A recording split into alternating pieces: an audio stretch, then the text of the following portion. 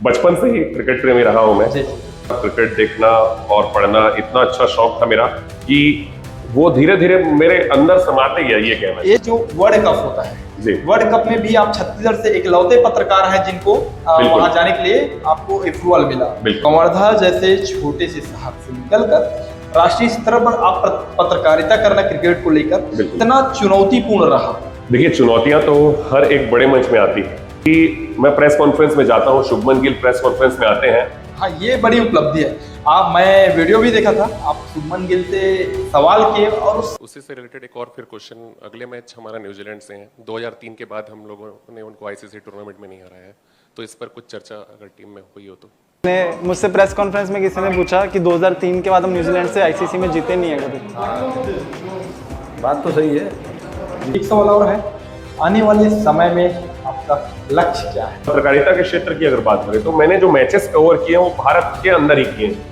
सोच ये है कि भारत के बाहर भी कवर करने जाऊं। आपका काफी कवर्धा में काफी हर वर्षों से हम देखते आ रहे हैं कि हैप्पीनेस जो है प्रतिष्ठित संस्थान है, उसका आप संचालन करता है। क्रिकेट पत्रकारिता में आप लगातार समय दे रहे हैं, दोनों को जो सामंजस्य है, संतुलन कैसे बना पाते हैं आप? ऐसा क्यों कि क्रिकेट ही एक स्पोर्ट्स है जिसका क्रेज सबसे ज्यादा है और बाकी स्पोर्ट्स अपने जगह में कहीं ना कहीं उपेक्षित महसूस करते हैं अपने आप को, बाकी खिलाड़ी होते हैं, और क्रिकेट का इतना बोलबाला क्यों? नमस्कार, जय जोहार, जय छत्तीसगढ़। आप सभी देखना स्टार्ट कर चुके हैं एम्बिशन न्यूज, और आज एम्बिशन न्यूज के इस खास पेशकश में हमारे साथ खास मेहमान जुड़े हुए हैं नितेश छाबड़ा जी, जो कि कवर्धा की धर्म नगरी, पावन नगरी कवर्धा की धरती से निकलकर क्रिकेट जगत में, एक क्रिकेट पत्रकारिता की जगत में एक अलग नाम और पहचान बनाने वाले पर्सनालिटी के साथ आज हमारे साथ बैठे हैं नितेश छाबड़ा जी। और नितेश छाबड़ा जी, खासकर मैं बताना चाहूंगा इनके बारे में कि छत्तीसगढ़ सीसीएल अभी जो ट्रॉफी हुआ, उस ट्रॉफी में छत्तीसगढ़ ही में लगातार कमेंट्री किए हैं, और वो छत्तीसगढ़ ही में जो कमेंट्री किए वो कवर्धा के लिए बहुत बड़ी उपलब्धि है, और नितेश भैया के लिए भी बहुत बड़ी उपलब्धि है। सबसे पहले तो नितेश भैया, आपका हमारे चैनल में बहुत बहुत बधाई और स्वागत है। आज की इस पेशकश में हम आपसे बात करेंगे कि आपकी क्रिकेट जगत में और क्रिकेट पत्रकारिता में जो शुरुआत हुई वो किस तरह से शुरुआत हुई, और क्या सोचकर आप इस फील्ड में गए, और इस फील्ड में जुड़ने का इंटरेस्ट जो है, लगाव जो है, कहाँ से आया, कैसे आया? जी, सर्वप्रथम एम्बिशन न्यूज के सभी दर्शकों को मेरा प्यार भरा नमस्कार। जैसा आपने पूछा कि क्रिकेट में आपका लगाव और झुकाव किस तरह है, शुरुआत करते हैं।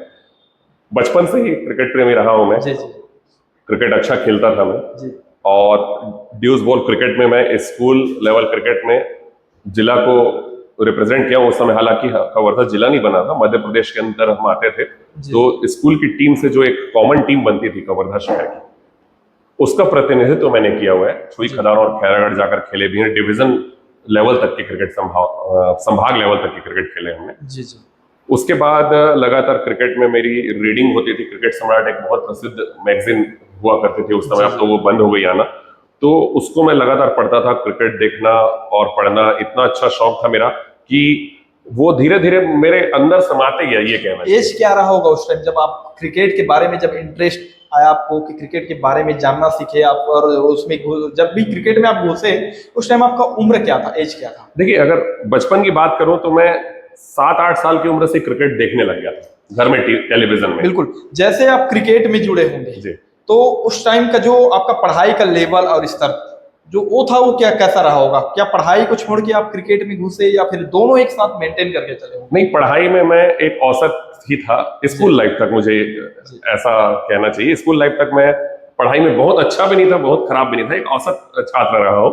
कॉलेज लाइफ में मेरा प्रदर्शन पढ़ाई में अच्छा था, बट क्रिकेट को लगातार फॉलो करता रहा। उसके बाद 2017-18 का दौर एक ऐसा आया जब मैंने क्रिकेट पर लेखनी स्टार्ट की, आरंभ की, और वो भी मुझे एक विरासत के तौर पर ये मिला कि पिताजी साहित्यिक बैकग्राउंड से आते हैं। अच्छा। और पिताजी भी एक स्पोर्ट स्तंभकार रहे हैं, स्पोर्ट्स में लगातार लिखते रहे हैं, मल्टी स्पोर्ट स्तंभकार है पिताजी। तो उनकी लेखनी का कुछ ना कुछ मेरे अंदर आया, और फिर मुझे उनका मार्गदर्शन भी मिला। जब मैंने शुरुआत की तो अखबारों ने धीरे धीरे उसको छापना आरंभ किया। अच्छा, तो सबसे पहले आप कौन सी विषय में, क्या टॉपिक में लेखनी शुरुआत की, जिस उसके बारे में क्या बता सकते हैं आप?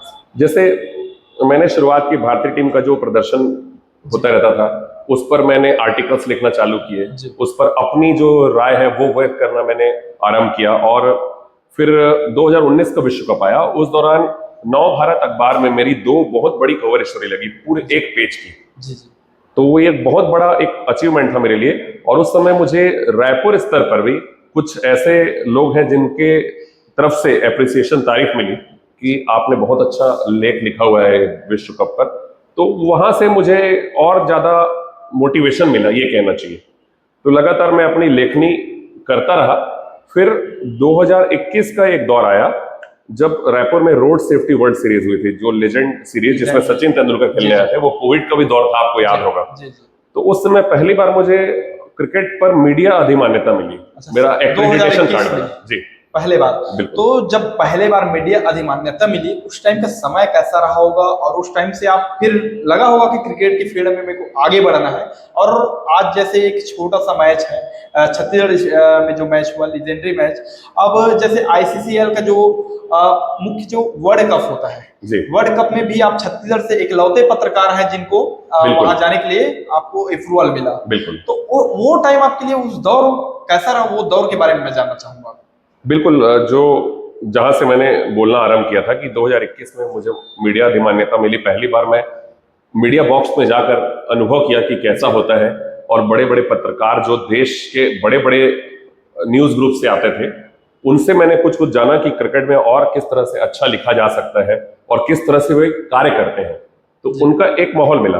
फिर 2023 में मुझे पहली बार बीसीसीआई, जो भारतीय क्रिकेट कंट्रोल बोर्ड है, उसकी अधिमान्यता मिली। और उसी साल फिर भारत में विश्व कप होना था 2023 का, तो वो उसका भी मुझे अधिमान्यता मिली। और पता नहीं, वो सपना मैंने 2019 में एक बार देखा था कि 2023 विश्व कप मुझे एज ए पत्रकार, एक रिपोर्टर के तौर पर कवर करना है। और देखिए, ऊपर वाले ने वो शायद ऐसा सीन बना दिया, ऐसी वो चीजों को इस तरह से बुन दिया कि मुझे बिल्कुल वो मान्यता मिली और मैं विश्व कप के मैचेस को भी कवर करने गया। बिल्कुल, कवर्धा जैसे छोटे से शहर से निकलकर राष्ट्रीय स्तर पर क्रिकेट को लेकर पहुंचना, राष्ट्रीय स्तर पर आप पत्रकारिता करना क्रिकेट को लेकर, बिल्कुल। जिस स्तर पे आप यहां से निकल के वहां तक गए, कितना चुनौतीपूर्ण रहा? देखिए, चुनौतियां तो हर एक बड़े मंच में आती है। जब 2023 का विश्व कप चल रहा था, तो उस दौरान मैंने भारतीय जो मैचेस थे, भारत को 9 लीग मैच खेलने थे। मैंने सभी लीग मैच में एक शेड्यूल अप्लाई करने का होता है, शेड्यूल मैंने अप्लाई किया था। बट हर लीग मैच में मौका नहीं मिल पाया, क्योंकि जो मीडिया बॉक्स होता है वहां की कैपेसिटी एक होती है कि 60 से 80 से 100, हर स्टेडियम की अलग अलग, किसी में 100 पत्रकार बैठ सकते हैं, किसी में 80, किसी में 60 की भी कैपेसिटी है।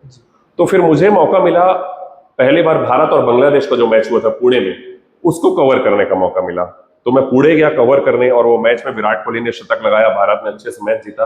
तो एक जबरदस्त वो अनुभव था। उसके बाद वहां पर एक इंसिडेंस जो होता है, जिसने मुझे बहुत एक अलग ही पहचान दिलाई, कि मैं प्रेस कॉन्फ्रेंस में जाता हूं, शुभमन गिल प्रेस कॉन्फ्रेंस में आते हैं। हाँ, ये बड़ी उपलब्धि है। मैं वीडियो भी देखा था, आप शुभमन गिल से सवाल किए, और उस सवाल का जो गूंज है, वो रोहित शर्मा जब कप्तान थे, रोहित शर्मा के पास जाके ड्रेसिंग रूम में वो पूछते हैं। ये कैसा रहा, ये जो सवाल का दौर, और सवाल किए उसके बाद जब वो सवाल आप रोहित शर्मा के पास सवाल करते सुने, बिल्कुल, तो आपको कैसा लगा होगा वो, कि वाकई में जो मैं सवाल किया वो कारगर था और वो सही था, तथ्य में जो बात किया, इसके वजह से ड्रेसिंग रूम में वो सवाल पहुंचा? बिल्कुल, उस किस्से को मैं थोड़ा विस्तार से बताता हूं आपको। शुभमन गिल प्रेस कॉन्फ्रेंस में आते हैं, मैंने उनसे जब मुझे मौका मिला तो 2 सवाल किए एक ही साथ जोड़कर। पहला सवाल मैंने ये किया कि उस दौरान टीम लगातार बॉलिंग कर रही थी पहले, तो 4 मैच में हम लगातार बॉलिंग कर रहे हैं, तो क्या अगले मैच में बैटिंग करेंगे अगर टॉस जीतेंगे तो ये सवाल था। और दूसरा सवाल मेरा ये था कि हमारा अगला मैच न्यूजीलैंड के साथ होना था। तो 2003 के बाद से हमने किसी भी आईसीसी टूर्नामेंट में न्यूजीलैंड को नहीं हराया था, मतलब लगातार हम हार रहे थे न्यूजीलैंड से। तो मैंने यही सवाल किया कि हम 2003 के बाद से न्यूजीलैंड को नहीं हरा पाए हैं किसी आईसीसी टूर्नामेंट में, तो इसको लेकर ड्रेसिंग रूम में कुछ बातचीत हुई है क्या करके। तो शुभमन गिल ने यह कहा कि इस पर तो कोई चर्चा नहीं हुई है, पर निश्चित तौर पर हम इस बार इस इतिहास को बदलने का प्रयास करेंगे, ऐसा उन्होंने मुझे प्रेस कॉन्फ्रेंस में जवाब दिया। ठीक। अब यहां से ये प्रेस कॉन्फ्रेंस खत्म हो जाती है। अब जो बैकग्राउंड की स्टोरी वो अगले दिन सामने आई, वो जाते हैं। क्या होता है कि जब भी भारतीय टीम कोई दौरे में रहती है तो एक ड्रेसिंग रूम वीडियो भी वो बनाते हैं, थोड़ा सा फन और कुछ कुछ चीजों को लेकर, कुछ तथ्यों के आधार पर बातचीत करते रहते हैं आपस में खिलाड़ी। तो शुभमन गिल ने वो सवाल जाकर किया होगा रोहित शर्मा से कि मुझसे किसी ने प्रेस कॉन्फ्रेंस में पूछा, ऐसा बोलते हुए मुझसे किसी ने प्रेस कॉन्फ्रेंस में पूछा कि हम न्यूजीलैंड को 2003 के बाद हरा नहीं पाए हैं, तो क्या अगले मैच में हम इसको बदल पाएंगे या नहीं बदल पाएंगे? क्या जवाब रहा होगा रोहित शर्मा? तो रोहित शर्मा ने यही कहा कि हम तो अच्छी क्रिकेट खेल रहे हैं, अब मैदान में जाकर देखते हैं कि हम क्या और अच्छा कर सकते हैं, और बिल्कुल ये प्रयास करेंगे कि वो हराएं। वो मैच का रिजल्ट क्या रहा कि वाकई में उस मैच में न्यूजीलैंड को हराया? बिल्कुल, अगले मैच में हमने न्यूजीलैंड को हराया है। बिल्कुल। और तो एक बात और मैं ऐसा जोड़, कहा जा सकता है कि आपके सवाल का जो असर हुआ भारतीय टीम पे वो बिल्कुल असर हुआ। अब असर बोल सकते हैं या फिर अच्छी क्रिकेट तो भारतीय टीम उस समय से खेल रही है, पर वो सवाल पूछने के बाद मैं एक बात और बताना चाहता हूं सभी दर्शकों को कि उस सवाल के बाद से भारत और न्यूजीलैंड का जितने बार भी सामना हुआ है, 4 या 5 बार हो चुके हैं आईसीसी टूर्नामेंट में, सभी में भारतीय टीम को जीत मिली है। बिल्कुल, ये तो बहुत अच्छा समय था। और अभी जब हम क्रिकेट की बात करें और नितेश छाबड़ा जी की बात करें तो बताते हुए मुझे भी बहुत हर्ष हो रही है कि नितेश छाबड़ा जी कवर्धा के हैं, कवर्धा के निवासी हैं, और कवर्धा से एक छोटे से स्तर पर निकलकर अंतर्राष्ट्रीय लेवल तक जाना, और वहाँ पत्रकारिता के क्षेत्र में, क्रिकेट पत्रकारिता बोल सकते हैं हम, क्रिकेट पत्रकारिता के क्षेत्र में वहां प्रतिनिधित्व करना और सवाल पूछना, खिलाड़ियों से डायरेक्ट सवाल, बहुत बड़ी उपलब्धि है ये कवर्धा के लिए। और कवर्धा वासी इसको जानते हैं, बहुत सारे लोग जानते हैं जो जुड़े हुए हैं, लेकिन आज हमें अवसर मिला कि एम्बिशन न्यूज के माध्यम से जाने और अपने दर्शकों को दिखाए, ये भी काफी अच्छा पल है। तो नितेश भैया, मैं आपसे और सवाल करूंगा, अभी तो बहुत लंबा सवाल है, बहुत लंबा चर्चा और परिचर्चा बाकी है, तो हम सवाल की ओर आगे बढ़ते हैं कि जब आपको पता चला कि बीसीसीआई का अधिमान्यता 2018 में बना था, कब बना था?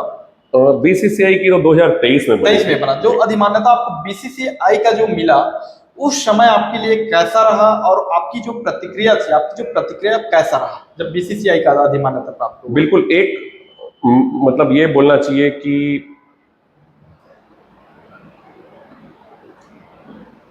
एक जो टर्न अराउंड बोलना चाहिए। 2023 में रायपुर को पहली बार इंटरनेशनल मैच का आयोजन मिला, भारत और न्यूजीलैंड का मैच हुआ था, तो पहली बार मुझे अधिमान्यता मिली, और फिर उसके बाद मुझे जानकारी मिली कि ये जो अधिमान्यता मिलती है एक सत्र के लिए मिलती है, तो उस सत्र में मैं जितने चाहे मैचेस को अप्रूवल लेकर, मतलब एक हर मैच का एक अप्रूवल होता है, अप्रूवल लेकर कवर करने जा सकता हूं। तो मैं जस्ट उसके 1 महीने के अंतराल में ही भारत और ऑस्ट्रेलिया का टेस्ट मैच था नागपुर में, उसको भी कवर करने गया था फिर। तो वहां से फिर मेरा वो सफर जो चालू है, जो आज तक सतत जारी है। इस बीच में आईपीएल को भी कवर करने का मौका मिला, 2 या 3 दफा मैं आईपीएल को भी कवर करने जा चुका हूं, और फिर विश्व कप को तो कवर करने का मौका मिला ही, जो 23 वाला विश्व कप था। वही मैं एक सवाल और करूंगा, जो 2023 विश्व कप आप कवर किए हैं, उसमें से एक ऐसे कुछ यादगार पल आप अभी तक अपने जहन में संजो के रखे हैं, ऐसा कुछ अनुभव शेयर करेंगे? बिल्कुल बिल्कुल, खट्टा मीठा दोनों अनुभव मैं कहूंगा। एक तो यही अनुभव जो मैंने कुछ देर पहले आपसे शेयर किया कि भारत बांग्लादेश के मैच में जो शुभमन गिल वाला इंसिडेंट, उसने मुझे क्रिकेट जगत में खासकर बहुत अच्छी पहचान दिलाई, क्योंकि बहुत लोग ये जाने लगे कि शुभमन गिल की ये जो पॉइंट था कि मुझसे किसी पत्रकार ने पूछा, और वो पत्रकार कौन था? मैं था। तो ये एक बहुत अच्छा अनुभव था। उसके बाद फिर 2023 विश्व कप, सेम विश्व कप का फाइनल मैच मुझे कवर करने का मौका मिला अहमदाबाद में। अब उसकी भी एक अलग ही कहानी है कि रविवार को फाइनल है भारत और ऑस्ट्रेलिया का अहमदाबाद में। मुझे शुक्रवार रात को अप्रूवल मेल आता है कि आपका ये अप्रूव हो गया है, और उस दौरान ना ट्रेन खाली है ना फ्लाइट खाली है, क्योंकि वर्ल्ड कप फाइनल है अहमदाबाद जैसी जगह में, और भारत वर्ल्ड कप फाइनल खेल रही है, तो कुछ मेरे पास विकल्प नहीं बचा। मैंने सोचा कि इतना अच्छा मौका मुझे नहीं गंवाना है, तो मैंने क्या किया, एक ड्राइवर रखा और अपनी कार से मैं यहाँ से अहमदाबाद, मेरी आपसे बात हुई थी, कार में मैं निकल रहा हूँ करके आप बताए थे। बिल्कुल, तो मैं अहमदाबाद 1200 किलोमीटर दूर है जो मेरे शहर से, मैं कार से निकल गया कि ये विश्व कप का इतना अच्छा गोल्डन मौका मिला है, इसको नहीं छोड़ना है फाइनल कवर करने का। अनफॉर्चुनेटली मैं आपको रोकना चाहूंगा, एक लाइन और जोड़ूंगा, अनफॉर्चुनेटली भारत वर्ल्ड कप नहीं जीत पाई, तो वो इसलिए मैं खट्टा मीठा अनुभव कह रहा हूँ। वो खट्टा अनुभव थोड़ा खट्टा ये हो गया, पर व्यक्तिगत तौर पर मैं कहूंगा कि एक अच्छा अनुभव मिला कि विश्व कप फाइनल जैसे बड़े मंच को छत्तीसगढ़ से इकलौते पत्रकार के तौर पर कवर करने का मौका मिला मुझे। देखिए, पत्रकारिता और कमेंट्री तक का जो सफर है, पत्रकारिता अलग है और कमेंट्री अलग है। ये दोनों आप तय किए हैं सफर। जी। पत्रकारिता से कमेंट्री तक का जो सफर है, ये कैसा रहा और ये कैसे सोचे कि कमेंट्री भी करना है मुझे? अब छत्तीसगढ़ हो या भारत में कहीं भी आईपीएल हो रहा है, छत्तीसगढ़ में जितने भी आईपीएल हो रहा है, वहां आपको हमेशा इनवाइट किया जाता है पत्रकार के बतौर पत्रकार के तौर पर। बिल्कुल। तो ये अनुभव कैसा रहा पत्रकारिता से कमेंट्री तक का जो सफर है? देखिए, कमेंट्री तो मेरा पैशन रहा है शुरू से। कमेंट्री मैं लगातार स्थानीय स्तर पर करता रहा हूँ और पत्रकारिता, जो क्रिकेट पत्रकारिता के क्षेत्र में पहचान बनी, तो धीरे धीरे मैंने अपनी चीजों को रखना चालू किया जहां जहां मेरा परिचय बना कि मैं क्रिकेट कमेंट्री भी करता हूं और करना चाहता हूं आगे। तो उस आधार पर मुझे मौके मिलना स्टार्ट हुए 2024 में। ये खासकर मैंने बताया कि 2023 का विश्व कप को जो कवर करना मेरे लिए मील का पत्थर साबित हुआ। 2024 में पहली बार मुझे कमेंट्री करने का अवसर मिला। एक लेजेंड लीग रायपुर में हो रही थी, उसमें क्योंकि ड्यूस बॉल क्रिकेट है, वो एक्चुअल क्रिकेट मैं बोलता हूँ। टेनिस बॉल क्रिकेट टूर्नामेंट तो बहुत होते हैं, पर ड्यूस बॉल क्रिकेट टूर्नामेंट में पहली बार मुझे कमेंट्री करने का अवसर मिला। वहां 3 या 4 दिन का वो टूर्नामेंट था, एक अच्छा अनुभव था।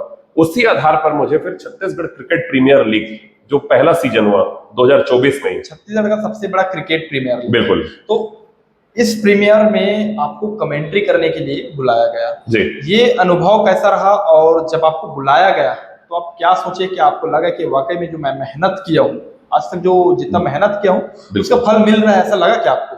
बिल्कुल। बहुत समय से मैं मेहनत कर रहा था, उसका एक रिवार्ड तो बिल्कुल एक मीठा रिवार्ड मुझे लगता है कि मिला। और 10 दिन का वो टूर्नामेंट था, सोनी स्पोर्ट्स नेटवर्क में उसका प्रसारण हो रहा था। तो ये अपने आप में एक मेरे लिए बड़ी बात थी कि एक राष्ट्रीय टीवी चैनल में मेरी आवाज आ रही है एक अच्छे टूर्नामेंट में, एक अच्छे उच्च स्तरीय टूर्नामेंट में। तो उस दौरान कुछ सीनियर कमेंटेटर जो अन्य राज्य से आए थे, जैसे एक सुनील तनेजा सर हैं जो बहुत सुप्रसिद्ध कमेंटेटर हैं हॉकी लीग के, और एक देवेंद्र कुमार जी हैं जो अफगानिस्तान क्रिकेट की आवाज जिन्हें कहा जाता है। अच्छा। उनके साथ कमेंट्री रूम शेयर करने का, कमेंट्री बॉक्स शेयर करने का मौका मिला। लगातार आप बड़े बड़े मैचों पर कमेंट्री किए हैं। सीसीपीएल जो छत्तीसगढ़ क्रिकेट प्रीमियर लीग जो छत्तीसगढ़ का सबसे बड़ा क्रिकेट आयोजन था, उस पे भी आप काफी अच्छे और लगातार छत्तीसगढ़ी लैंग्वेज में कमेंट्री किए हैं। तो एक सवाल यह है मेरे जहन में कि लाइव कमेंट्री के दौरान सबसे बड़ी चुनौती क्या होती है? देखिए, सबसे बड़ी बात यह है कि जो हम स्थानीय स्तर पर कमेंट्री करते हैं वो सिंपल एक माइक में हम कमेंट्री करते हैं बिल्कुल। और ग्राउंड को देखकर कमेंट्री करते हैं, तो वो एक अलग अनुभव है। पर जब आप एक्चुअल क्रिकेट कमेंट्री करने जाते हैं तो आपके पास एक हेडफोन होता है और पीछे से डायरेक्टर के डायरेक्शन आते रहते हैं अलग अलग कि अब इस मुद्दे पर बात करनी है, अब हम 50 अगर कोई बल्लेबाज मारा है उस 50 का पैकेज दिखाने वाले हैं, तुरंत उस विषय में आओ आप। तो ये सब चीजें क्या उस टाइम हमारे पास डाटा होता है जिस टॉपिक पे हम बात करने चाहते हैं? बिल्कुल, डेटा भी होता है और हमको पहले से आ जाता है कि हम ये सामने वाला बल्लेबाज 50 लगाया है, इस 50 की हाईलाइट दिखाने वाले हैं। तो एक प्रोटोकॉल के तहत वो कमेंट्री होती है। तो बिल्कुल आपको अलर्ट रहना होता है कि डायरेक्टर पीछे से क्या मैसेज कर रहा है, और आपको सामने मैदान, और हमारे पास एक टीवी भी रहती है, लाइव टीवी, उसको देखकर बोलना है और डायरेक्टर की बातों को भी सुनकर आपको ऑल टाइम बने रहना। मतलब आप ऐसा है कि अपना ध्यान 1 सेकंड के लिए भी नहीं हटा सकते, ध्यान हटा ही नहीं सकते। बिल्कुल। तो सबसे बड़ी चुनौती यही होता है कि कॉन्सेंट्रेट बनाना बहुत, बिल्कुल एकाग्रचित होना बहुत जरूरी है उस चीज के लिए। मुख्यमंत्री और विधानसभा अध्यक्ष के हाथों आप सम्मानित हुए हैं जी। कैसा रहा वो पल और क्या बोलना चाहते हैं उस पल के बारे में? बिल्कुल, पिछले वर्ष नव प्रदेश जो अखबार समूह है जिसके लिए मैं लिखता हूँ, उनका एक सम्मान समारोह का आयोजन हुआ था रायपुर में। तो वहां पर मुख्य अतिथि के तौर पर मुख्यमंत्री जी और विधानसभा अध्यक्ष की अध्यक्षता में वो कार्यक्रम हो रहा था। तो सम्मान मिला, बहुत गर्व और हर्ष की बात है, क्योंकि राज्य के मुख्यमंत्री के हाथों सम्मानित होना, जो राज्य का प्रथम व्यक्ति है, उनके हाथ से सम्मान मिलना, उससे बड़ा और हर्ष क्या हो सकता है कि आपकी एक राज्य स्तर में आपको एक रिकॉग्नाइजेशन मिल रहा है, एक मान्यता मिल रही है। और उन्होंने बधाई भी दी, और विधानसभा अध्यक्ष महोदय जो मुझे अच्छे से जानते हैं और उनको ये पता नहीं था कि मेरा नाम आने वाला है, और जब मुझे उन्होंने स्टेज में देखा तो वो काफी प्रसन्नचित हो गए कि चलो मेरे शहर का लड़का है, इसे सम्मान मिला है, और उन्होंने भी बहुत सहर्ष बधाई दी मुझे। इन सारे सफलताओं को लेकर परिवार और दोस्तों में क्या प्रतिक्रिया रहा है? बिल्कुल, दोस्त होते हैं, मतलब वो प्रतिक्रिया देते रहते हैं, खुश होते हैं बिल्कुल, और सुझाव भी देते रहते हैं और मस्ती मजाक भी करते रहते हैं। और परिवार की बात, तो सबसे पहले मैं धन्यवाद ज्ञापित करूंगा सबसे पहले इस वीडियो के माध्यम से अपने पिताजी को, क्योंकि उनका जो अनुभव मुझे आज तक मिलता आया है वो मतलब सर्वश्रेष्ठ अनुभव है। उनके अनुभव के बिना मुझे लगता है कि मैं इस छोटी सी यात्रा में अभी जहां तक पहुंचा हूं शायद नहीं पहुंच पाता। तो लगातार मैं उनसे मार्गदर्शन लेते रहता हूं, और परिवार में फिर माता जी और पत्नी का भी सहयोग मिलता रहता है, क्योंकि जब मैं टूर्नामेंट में बाहर होता हूं तो पत्नी पर भी एक जिम्मेदारी आ जाती है कि बच्चों को संभालना और देखना। तो लगातार 8-8, 10-10 दिन में बाहर रहता हूं। तो ये दूसरा एक और मैं इस वीडियो के माध्यम से धन्यवाद करना चाहता हूं छत्तीसगढ़ स्टेट क्रिकेट संघ के जो पदाधिकारी हैं, उनको भी मैं धन्यवाद करूंगा कि उन्होंने मुझे लगातार मौका दिया, और छत्तीसगढ़ की भी जो भी टूर्नामेंट विगत 2-3 साल में हुए हैं जिसका लाइव प्रसारण हुआ है, उसमें एक कमेंटेटर के तौर पर मेरा नाम जरूर रहा है। तो उन्होंने मुझे पहचाना और मेरी कमेंट्री की प्रतिभा को सम्मान दिया, ये मेरे लिए एक बहुत बड़ी बात है। आप लगातार क्रिकेट समीक्षक के रूप में आपका लेखनी जो है नव प्रदेश अखबार में छपते रहे हैं। बिल्कुल। और आज जो अपन क्रिकेट की जो स्थिति है पूरे देश में, भारत में और पूरे विश्व में, कह दिया जाए तो स्पोर्ट्स में सबसे ज्यादा क्रेज क्रिकेट का देखा जाता है। बिल्कुल। ऐसा क्यों कि क्रिकेट ही एक स्पोर्ट्स है जिसका क्रेज सबसे ज्यादा है, और बाकी स्पोर्ट्स अपने जगह में कहीं ना कहीं उपेक्षित महसूस करते हैं अपने आप को, बाकी खिलाड़ी होते हैं, और क्रिकेट का इतना बोलबाला क्यों है? इसको लेकर कभी आप समीक्षा किए होंगे? देखिए, मुझे नहीं लगता कि कोई खेल और दूसरा उपेक्षित महसूस करता है। हर खेल का अपना एक अलग स्थान है। रही बात रुचि की, तो अभी एक वीडियो वायरल हुआ था, एक खिलाड़ी जो था अपना जो पोल था उसको ऑटो में लेके घर पहुंचे, जबकि वो नेशनल इंटरनेशनल लेवल में अपना एक सिलेक्शन लेके आए थे। बहुत बड़ा खिलाड़ी है वो, उसका नाम मैं लगभग याद नहीं आ रहा है, लेकिन अभी काफी वीडियो वायरल हुआ था, आपको भी देखने को मिला होगा कि ऑटो रिक्शा से अपना जो पोल है उस पोल को लेके घर पहुंचे थे। और क्रिकेट के जो खिलाड़ी देखा जाए, जैसे रणजी भी खेल ले या फिर आईसीसी में सिलेक्शन भी हो जाए, तो खिलाड़ी का जो रुतबा है, जो रहन सहन है और लाइफ स्टाइल वो चेंज हो जाता है। इस पर लेकर आपका क्या कहना है? बिल्कुल, एक बात ये जरूर है कि क्रिकेट की जो आर्थिकी है मतलब वो वृहद है, मतलब अन्य खेलों के मुकाबले। और दूसरी बात यह है कि क्रिकेट का संचालन जो भारतीय क्रिकेट कंट्रोल बोर्ड करता है वो एक स्वतंत्र संचालित संस्था है। मतलब कुछ चीजें ऐसी है जो सरकारी स्तर पर मतलब उससे थोड़ा उस दायरे से बाहर है। तो शायद मुझे ऐसा लगता है कि एक स्वतंत्र निर्णय की वहां पर एक बात होती है। और दूसरा, रही बात क्रिकेट की एक खूबसूरती, जरूर मैं ये कहूंगा, मैं यहाँ से ये नहीं कहना चाहूंगा कि कोई स्पोर्ट्स कम या ज्यादा या कोई अच्छा या खराब है, पर क्रिकेट की एक अनिश्चितता का खेल कहा जाता है। क्रिकेट को अनिश्चितताओं का खेल कहा जाता है। दर्शक उसके साथ लगातार जुड़ता है और उस खेल में ऐसा लगता है कि उनका बहुत अधिक मनोरंजन होता है, क्योंकि अनिश्चितता आती है। आपको ये पता नहीं रहता कि कोई टीम अगर यहाँ पर मैच जीतने के कगार में, वो भी जाकर कुछ समय बाद मैच हार जाती है। बिल्कुल।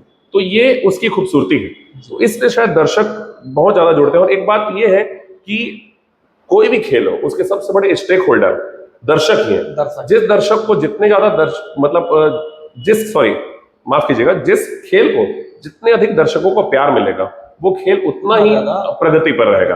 और जो आपने सवाल किया कि जैसे आपने किसी खिलाड़ी को देखा कि अपने मेडल या अपने कप को वो ऑटो में लेकर जा रहे हैं, तो मेरा विचार ये है कि ये नहीं होना चाहिए। खेल तो सबके लिए एक है, उसमें जो उसको संचालित करने वाली संस्था है उस खेल को, उन्हें थोड़ा उस पर और अमल करना चाहिए, ध्यान देना चाहिए कि ये पुनरावृत्ति है या ये नौबत ना आए कि कोई एक अच्छा खिलाड़ी किसी भी खेल से जुड़ा हुआ हो, उन्हें अपने आप को लाने ले जाने के लिए, इस एक जगह से दूसरी जगह मूव करने के लिए उस तरह के साधन का उपयोग करने की जरूरत ना पड़े।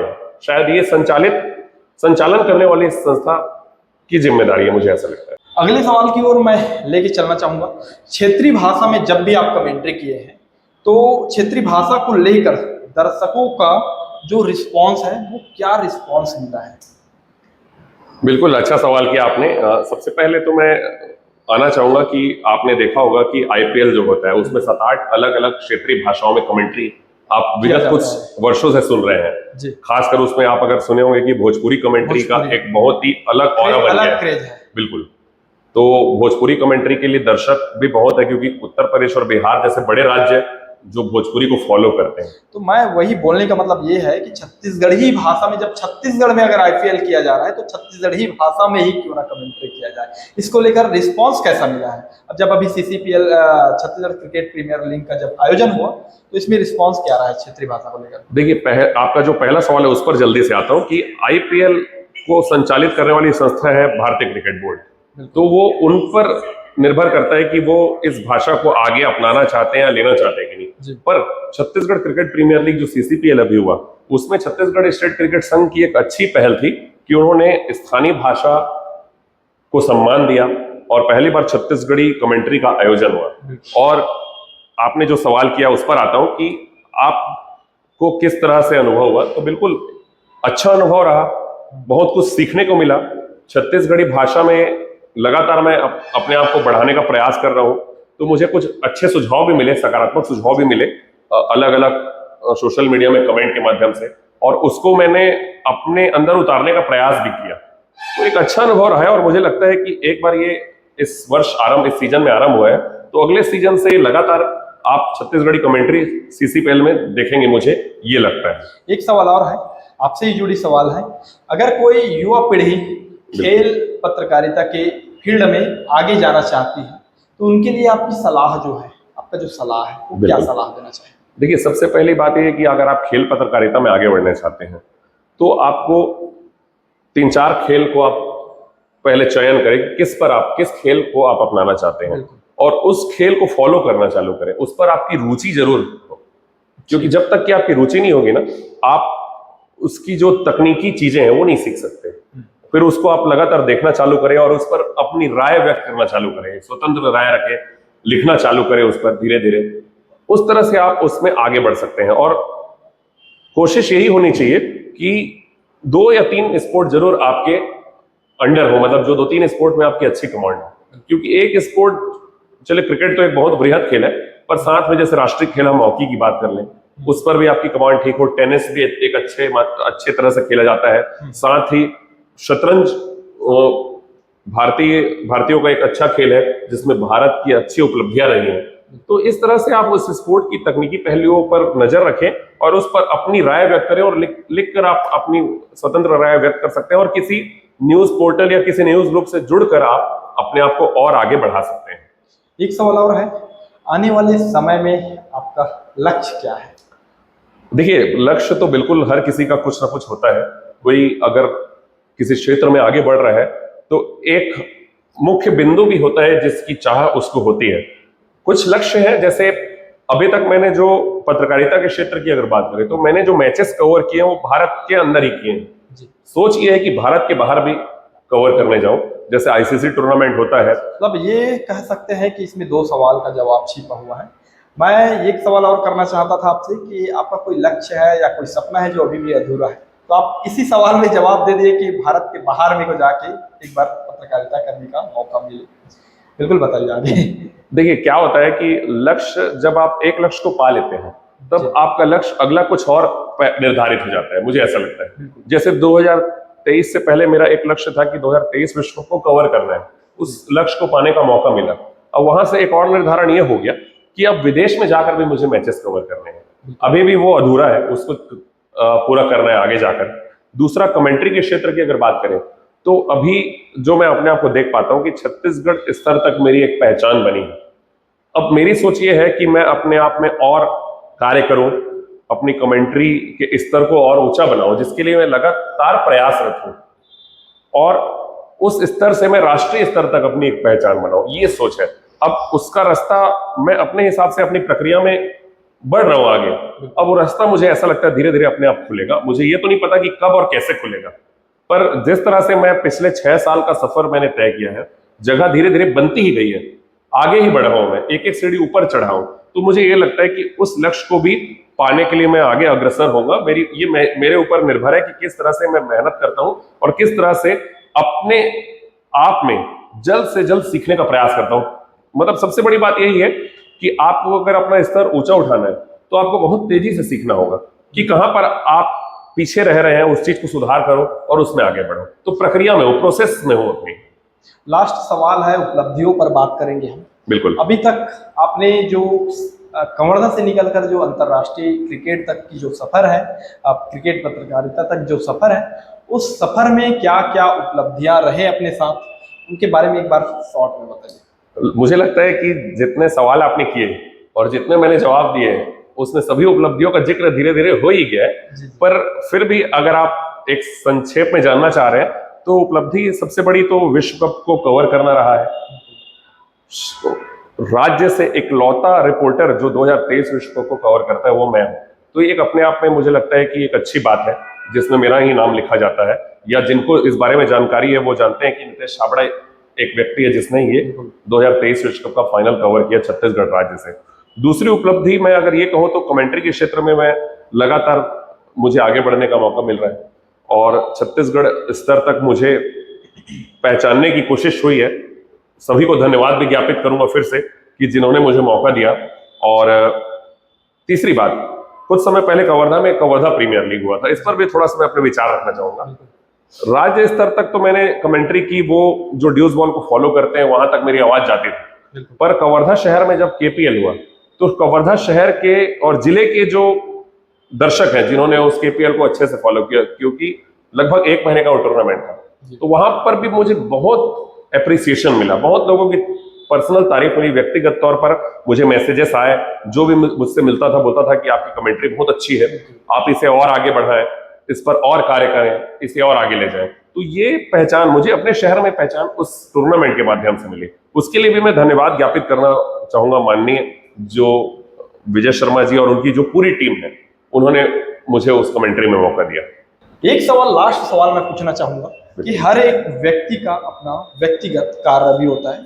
आपका काफी कवर्धा में काफी हर वर्षों से हम देखते आ रहे हैं कि हैप्पीनेस जो है प्रतिष्ठित संस्थान है, उसका आप संचालन करता है और काफी समय से हम यहाँ आ भी रहे हैं और देख भी रहे हैं, आप संचालित भी कर रहे हैं। लेकिन क्रिकेट जगत में, क्रिकेट पत्रकारिता में आप लगातार समय दे रहे हैं, दोनों को जो सामंजस्य है, संतुलन कैसे बना पाते हैं आप, ये अंतिम सवाल है।